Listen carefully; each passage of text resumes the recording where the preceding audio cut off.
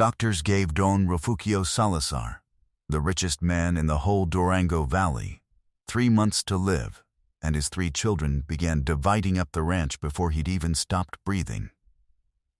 If you believe blood always wins, subscribe to Cuentos del Viejo Campo and turn on the notification bell, because this story is about to prove you wrong. No one in the big house talked about Don Refugio's pain anymore.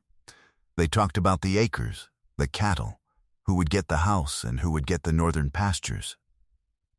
Shut up in the parlor, curtains half drawn so the afternoon sun wouldn't bother them, Ernesto, Aurora, and Rodrigo Salazar argued over numbers while their father lay dying slowly in the back room, cared for only by a woman who had served in that house for 18 years, Soledad Guzman. Soledad was in her 40s, her back bent from years of carrying water buckets and sheets, with hands that knew every corner of that house better than the Patern's own children did. She had arrived there as a girl, an orphan, with nothing but a bundle of clothes and a promise her dying mother had made her swear, that she would serve honestly, without stealing, without lying, even if the whole world taught her that honesty doesn't pay. Don Refugio, a younger and harder man back then, had taken her in almost out of pity. Over the years, that pity had turned into something like respect, though he never said so aloud. Soledad cleaned, cooked, cared for the household. And when Don Refugio's wife died 12 years earlier, it was she who ended up raising the 3 children, while the Patron drowned himself in work to avoid feeling the emptiness. She remembered her early years there well. She slept in a small room next to the kitchen, rose before anyone else to light the stove, and learned quickly that in that house affection wasn't spoken. It was shown through punctual coffee and well-ironed clothes. Ernesto, as a boy, had been the most attached to her, following her around the house begging for stories. Rodrigo, the mischievous one, whom she'd had to pull out of the river's currents more than once before he learned to swim properly, and Aurora, the most reserved, who as a child confided secrets in her that, now grown, she pretended not to remember. Over the years, though, the distance that money and age impose had grown between them.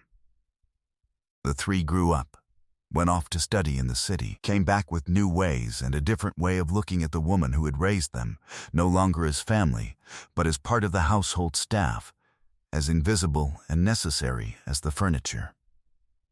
Now those 3 children were adults, and none of the 3 had gone back to seeing her as anything more than the help. When my father dies, Ernesto, the eldest, was saying, with the certainty of someone who has never doubted what's owed to him, "This house is mine. I'm the firstborn. That's how it's always been in this family. You keep the house if I keep the good cattle," Rodrigo, the second, answered without looking up from his own accounts. And that's not up for discussion. Aurora, the only daughter, quieter than her brothers but no less calculating, simply watched, waiting for her moment to claim what she considered hers, the river lands, the best for planting. The ranch administrator, a man named Don Feliciano, who had worked for Don Refugio for years, sometimes came into the parlor to give an account of the numbers, and always left with the same uncomfortable look, like someone who has witnessed something that isn't his to witness. One afternoon, passing Soledad in the hallway, he told her quietly, almost apologetically, "In there they're fighting over what the Patron is still breathing through, Soledad. And here you are, caring for him like your own father." "It's what falls to me, Don Feliciano. Each person answers for what God puts in front of them. None of them asked about their father's pain. None of them entered the room except to peek in, uncomfortable, like someone visiting a stranger out of obligation. It was Soledad who spoon-fed him when he could no longer hold the spoon himself, who changed his sheets when the fever soaked him in cold sweat, who read him in a low voice the psalms he asked to hear before sleeping. One afternoon, while Soledad was arranging his pillows, Don Refugio grabbed her wrist with a strength he shouldn't have had anymore. Soledad, he said, his voice broken but his eyes clear, there's something I have to tell you before it's too late. Something I've owed your mother for 30 years. Soledad went still, not pulling her hand away. Rest, Don Refugio. There will be time. No, there's no time. Listen to me carefully. It was that afternoon that Don Refugio told her, for the first time, the whole story, that Soledad's mother, before coming to serve in that house, had worked years earlier on the ranch belonging to Don Refugio's parents, and that during a river flood, when he was just an 8-year-old boy, she had thrown herself into the water to pull him out alive, risking her own life. That his parents, grateful, had promised her land, a piece of the ranch, as payment for that life saved. And that promise, out of shame, out of pride, out of the cruel habit of postponing debts of the heart, had never been kept. I was 8 years old, Soledad, and I still dream of that cold brown water pulling me under, Don Refugio said, his gaze lost somewhere on the ceiling. Your mother didn't swim well, but she went in anyway. I remember her hands grabbing the collar of my shirt. I remember her shouting my name, even though I could no longer answer her. When the two of us reached the shore, her coughing up water, me shaking, my father cried like I'd never seen him cry. He promised in front of the whole ranch that this woman would have her own land the day she asked for it. She never asked, and we, cowards, never offered it. When your mother died and you arrived here as a girl, I knew who you were, Don Refugio said. And I stayed quiet. God forgive me, I stayed quiet for 30 years. Every time I saw you serving the table, every time I saw you carrying water, I thought, tomorrow I'll tell her. And tomorrow turned into 30 years. Soledad. That's what Shane does when you give it time. What Soledad didn't know yet was that this confession, made in a room that smelled of medicine and wax, was about to change that entire family's fate. Don Refugio, hands trembling, asked her to open the drawer of his dresser. There, wrapped in a cloth, was a paper folded many times over, yellowed with age. This is a document I drew up 15 years ago, before a notary, when I still had the strength to do right and lacked the courage to tell my children. It states that the river lands, the same ones your mother helped save with her own life, are yours. They always should have been. Soledad, the paper in her hands, didn't know what to say. She had never expected anything from that house beyond a roof and a fair wage. Don Refugio, I didn't come to this house for land.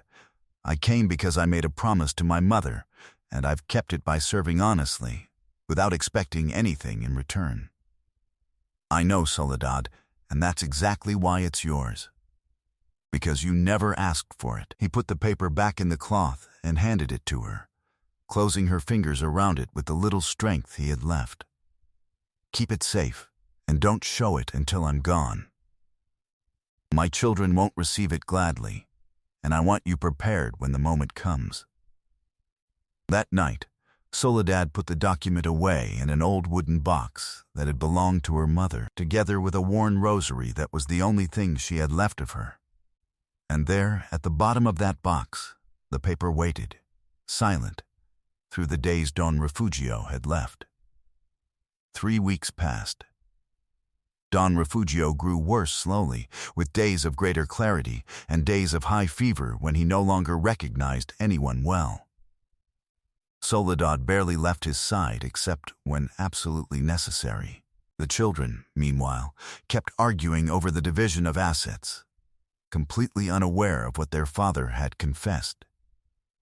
The days with Don Refugio became a strange routine, half-anticipated wake, half a life's final acts.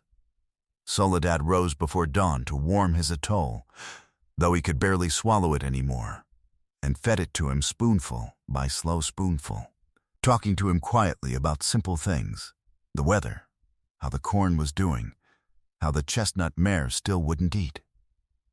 In the afternoons she read him the psalms he asked for, always the same 3 or 4, and at night she rubbed his swollen legs with an herbal ointment Anselmo brought her from the hills.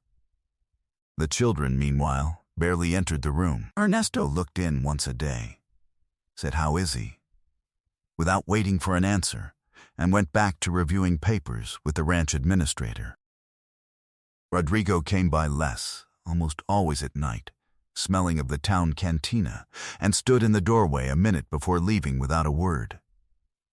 Aurora was the one who came closest, but only to ask about the state of certain property documents her father kept in his desk, never about the man himself.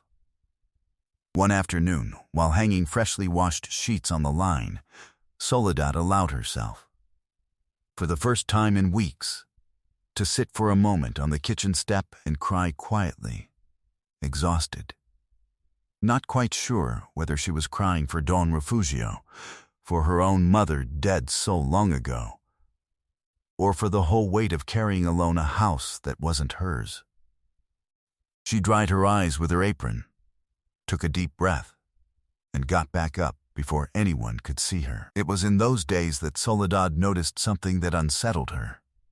Don Refugio's old mare, a chestnut mare he himself had broken as a young man and that no one rode anymore, began refusing to eat. She stood by the corral fence, staring toward the house, as if something were warning her of what was coming. An old ranch hand, Anselmo, who had spent his whole life there, told Soledad one morning while they gathered firewood, "That mare knows things we don't know, Soledad. When an animal stops eating like that, with no sickness, it's because she's waiting for something, or saying goodbye to someone." But that night, Soledad was about to read something that had been waiting 30 years for her, though she didn't fully know it yet. Don Refugio died one October dawn, quietly, with Soledad at his side holding his hand and murmuring a psalm. Outside, as Anselmo later told it, the chestnut mare whinnied once, long and mournful, just before sunrise. The burial was large, as befit the richest man in the valley. People came from several towns, officials, lifelong compadres. Soledad, dressed in simple black, stayed at the back, as she always had, not claiming a place no one intended to offer her. The children, as soon as the novena ended, gathered in the great parlor to read the official will, the one Don Refugio had left in the hands of the town notary, Licenciado Prisciliano Vega. There, as expected, the house went to Ernesto, the good cattle to Rodrigo, and a good share of the farmland to Aurora. No one mentioned Soledad. No one expected her to be mentioned. It was she herself who, 2 days later, hands trembling but voice firm, appeared before that same notary with the wooden box and the document Don Refugio had given her. "Licenciado Vega, Don Refugio asked me to keep this and show it when the moment came. I believe that moment has arrived." The notary, surprised, examined the paper carefully, recognizing the seal and signature from 15 years earlier. "This is valid, Soledad, completely valid. The Riverlands have been in your name for 15 years. All that's missing is to register it, and we can do that today." When the children found out, the big house filled with shouting like never before. "This is a fabrication," Ernesto shouted, his face red with fury. "The servant took advantage of my dying father to squeeze land out of him. She barely knows how to read properly. How could she have a notarized document?" Rodrigo added, looking for someone to blame. "Someone helped her forge this." Aurora, colder than her brothers, was the one who spoke with the most venom. 30 years serving in this house, and it's still not enough for her. Now she wants to keep the best of what we had. The 3 siblings, united for the first time in years by something other than dividing up assets, decided to go together to the ranch where Soledad now lived, in the old stone house by the river, The very land, the document said, was hers. They arrived one afternoon, all three on horseback, their fury still fresh. "We've come for you to give back what you stole from our father," Ernesto said, dismounting without lowering his voice. Soledad, who was feeding the chestnut mare, the same one that now lived with her, since Don Refugio had asked for it before he died, wiped her hands on her apron and looked at them straight on. Without lowering her gaze, "I stole nothing from your father. Your father gave back to me something he owed my mother for 30 years.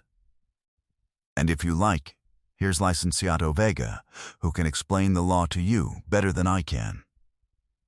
Indeed, the notary, notified ahead of time by Soledad herself, had also arrived that afternoon, anticipating exactly this visit. "This is a legal document, with a seal and signature valid for 15 years now," said Licenciado Vega, with the calm of someone who has already seen many families fight over inheritances.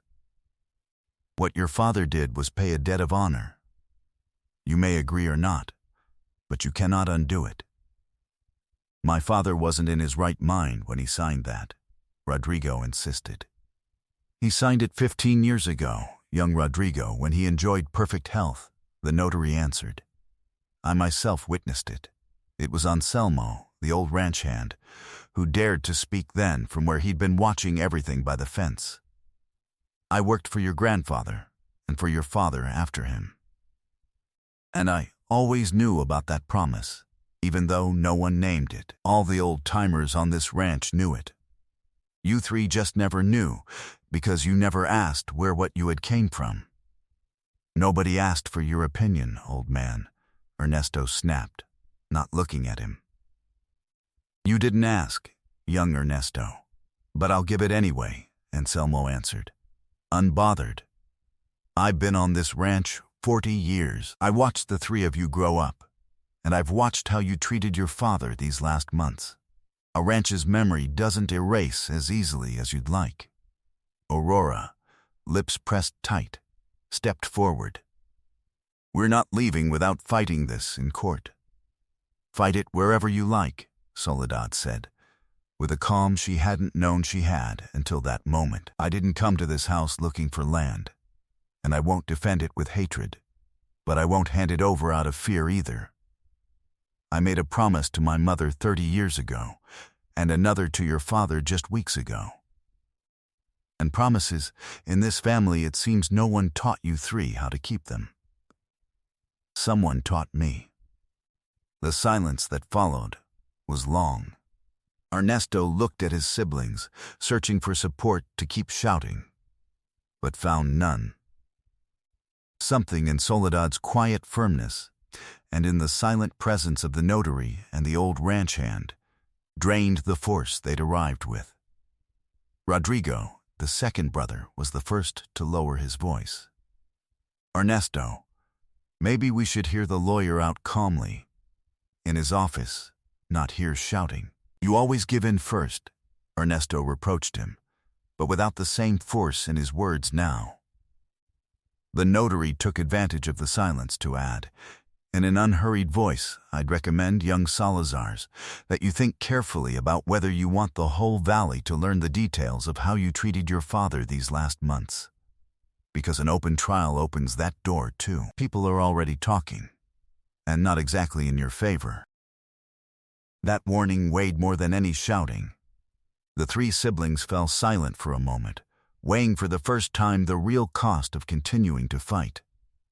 "This isn't over," Ernesto said finally, though without his earlier conviction. "As you wish," Soledad answered. "But I ask you to leave my property."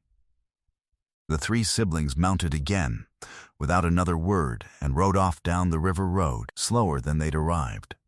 No one insulted them. No one chased them off shouting. They simply left, defeated not by force, but by the lack of a case. Watching them go, Anselmo said to Soledad with a half-smile, "Lies hold themselves up with shouting. Soledad, the truth doesn't need to raise its voice." That night, Alone now in the stone house by the river, Soledad sat for a moment with the chestnut mare outside, under the stars, and felt for the first time in weeks that she could breathe without the weight of a fight on top of her. It wasn't joy yet, not even full relief, but it was something close to peace. Months passed. Soledad, who had spent 30 years serving other people's tables, learned little by little to manage what was now hers. It wasn't easy. The first year brought drought, and the cattle she'd managed to buy with what little she'd saved over 3 decades barely survived. Anselmo, who chose to stay on and work with her instead of with the Salazar siblings, taught her what he knew about planting and animals. And between the two of them, with the occasional help of neighbors who began coming around when they saw her determination, they pulled the land through. There were hard weeks, of counting every peso twice before spending it, of eating more beans than meat, of patching fences with used nails because new ones were out of reach. But there were also, little by little, signs that the land was starting to respond. The first corn harvest, modest but hers. The first healthy calves. And one afternoon, the first time Soledad slept through the whole night without jolting awake worrying about accounts. The chestnut mare, the one that had stopped eating in the days of Don Refugio's death, went back to her normal pace as soon as she settled into her new home by the river. Soledad rode her some afternoons, slowly, tracing the boundaries of what was now hers, still not quite believing it. The Salazar siblings did in fact take the case to the town court, but Licenciado Vega presented the complete documentation, and the judge, after calmly reviewing everything, ruled in Soledad's favor without a doubt. The news traveled through the whole valley that the 30-year servant had kept what rightfully belonged to her, and that the Petern's children had lost not only the case, but the respect of half the town, which was already murmuring about how they'd treated their father in his final days, and how they'd treated the one who truly cared for him.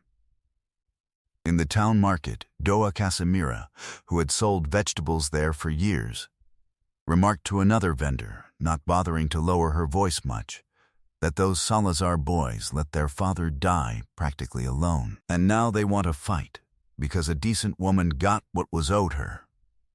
The other nodded, and the two of them went on with their selling as if the matter were already settled in the conscience of the whole valley, even though the court would take months to say so formally. Because the door opened by compassion doesn't close with shouting or with courts. When the following autumn came, a year after Don Refugio's death, the ranch by the river looked different, the corrals repaired, the fattened cattle coming home at dusk with that heavy, satisfied gait of well-fed animals, the chickens pecking freely in the yard, and a small garden Soledad had planted with seeds her mother had once taught her to save. The afternoon air smelled of earth freshly watered, and of firewood burning slowly in the stove, where a broth was already simmering, enough to last several days. Anselmo, his hair now completely white, sat with her one afternoon on the porch, watching the cows come slowly back from the pasture, lowing softly, while the sun went down behind the mountains, painting the sky orange and purple. "Did you ever think this would happen to you?" the old ranch hand asked her. "Never," Soledad answered, with a tired but peaceful smile.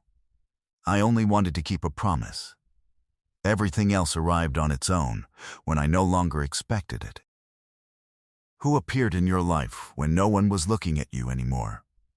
she said afterward, to herself, more quietly. "A dying old man who remembered a 30-year-old debt. That's what came to me, Anselmo, when no one else saw me." That night, as she put her mother's rosary away in the wooden box next to the document that now bore the court's final seal, Soledad paused a moment, looking at the chestnut mare through the window, grazing peacefully under the moon. And in the town to this day, they say that when someone doubts whether it's worth being honest in a world that rewards the shrewd, someone older always answers the same way. Ask Soledad. She knows that promises, sooner or later, come due.